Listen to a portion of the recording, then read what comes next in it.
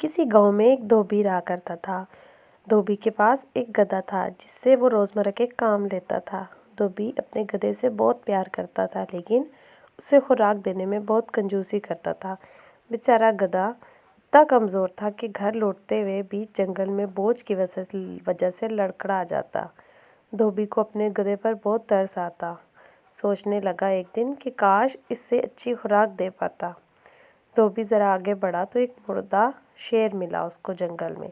धोबी को अचानक ख्याल आया कि उसने शेर की खाल उतार कर गधे पर लाद कर घर ले आया। शेर की खाल से धोबी ने गधे को पहना दी और उसका भेष बदल दिया। अब धोबी अपने गधे को खेत में लेकर गया। किसान ने शेर को देखा तो वो खौफ से भाग गए। गधा बेखौफी से खाना खा रहा था और इसी तरह वो खाकर घर वापस चला गया।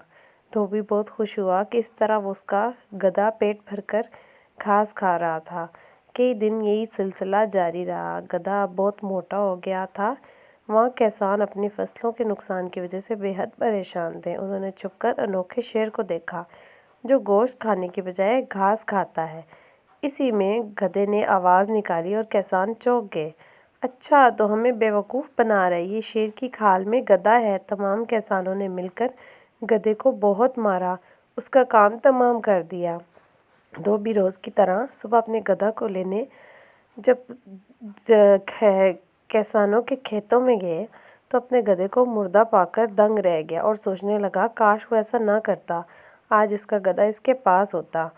धोबी अफसोस से हाथ मलता रह गया और चुप साध ली, क्योंकि अगर वो किसानों से कुछ भी कहता तो किसान गधे की तरह धोबी को भी सही पिटाई लगा